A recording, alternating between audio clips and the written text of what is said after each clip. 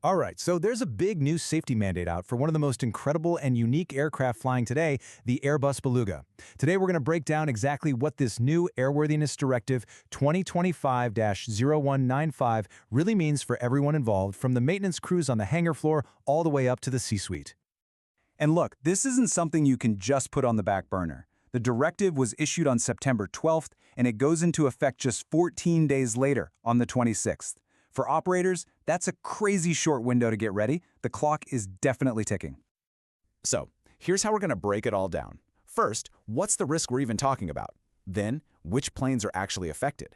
We'll dive into the real nuts and bolts of the inspection plan, look at the business impact, and then wrap it all up with a solid action plan to make sure you stay compliant. All right, so let's get right into it. What's this new directive really all about?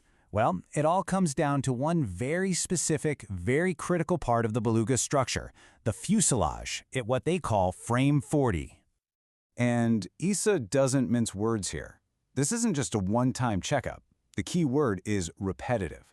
This whole AD is about setting up a cycle of highly detailed inspections on Frame 40, all designed to find tiny cracks before they have any chance of becoming a serious problem. Okay, but why? Why this directive, and why right now? What's the specific danger that made EASA issue something this serious? To get that, we need to peek behind the curtain at the engineering. First things first, let's make sure we're all on the same page with this term SDI. This is not your mechanic just giving it a quick once-over with a flashlight. A special detailed inspection is a super intensive, focused examination. It's designed to find hidden damage with a really high level of confidence. So, here's the story, the ABC of why this is such a big deal. It starts with some specific modifications that were made to the aircraft. These mods, well, they created spots on Frame 40 where stress really builds up. Then, a bunch of analysis predicted that this stress could cause cracks to start forming in one particular spot. And the final step? If those cracks aren't found, they could grow and eventually threaten the structural integrity of the entire aircraft. It's a chain reaction they're trying to prevent. All right, this is probably the question on every operator's mind right now. Does this even apply to my planes? Let's figure out exactly who needs to be paying attention. Okay, the rules here are super specific. We're talking about the Airbus Beluga, the A300 F4-608ST model, and it applies to all of them, every single serial number, but, and this is a big but, only if they had a specific modification, mod 19020, built in during production. Now this is where things get really interesting. EASA doesn't just lump the whole fleet together. They split it in two, based on whether or not another modification, 19746, was done.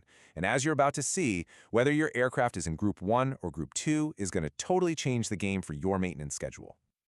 Okay, let's get into the nitty-gritty, the real how-to of all this. What exactly do operators have to do now to stay on the right side of this directive? So right off the bat, operators have a choice to make. You can go with Method A, which uses a standard inspection technique called high-frequency eddy current, or you can choose Method B, which uses that same test but adds a more advanced rototest inspection on top of it. And believe me, which path you choose, it's a huge deal. Let's look at a Group 1 aircraft using that basic Method A. The first inspection has to happen before 14,700 flight cycles, but check out that interval. You have to do it again every 1,900 cycles. That is often. From a practical standpoint, that means a lot more time in the hangar and a lot less time in the air. But now, watch what happens if you go with Method B. The first inspection is at the same point, but the repeat interval, it jumps all the way to 6,600 flight cycles. That's, more than 3 times the flying time between inspections? It's a classic trade-off. You do a more complex, maybe more expensive test up front, but you get a massive operational win down the line. Okay, but there's a catch. A really important one. If any part of this area has already been repaired, maybe a stop drill was used to stop a crack in the past, that specific spot is considered a higher risk. So those repaired spots have their own, much tighter inspection schedule, every 1,500 flight cycles, no exceptions. Okay, so besides the inspections, EASA has some ground rules that are absolutely non-negotiable.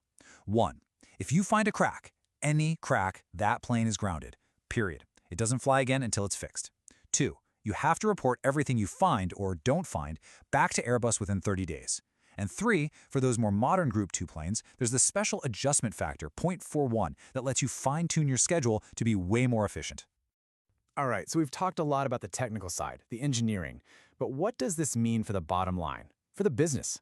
A directive like this is going to send ripples through your entire operation. This chart just says it all, doesn't it? It perfectly lays out the big business decision here.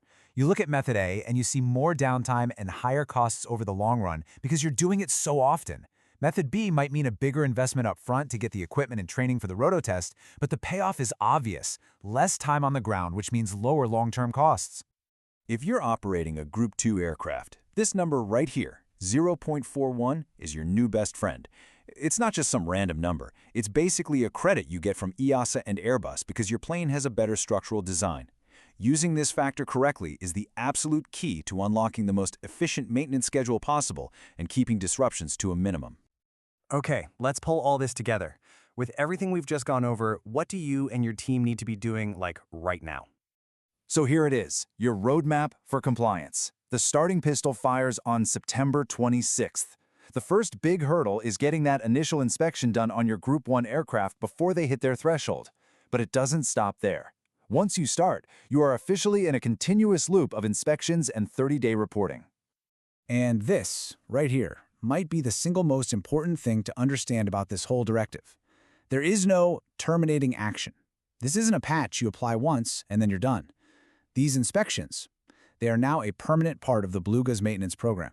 This is the new normal. So it all comes down to this one simple question every single operator needs to be asking themselves. We've seen the risks, we've walked through the requirements, and we know the deadlines. This directive isn't coming, it's here. Is your compliance plan ready to go?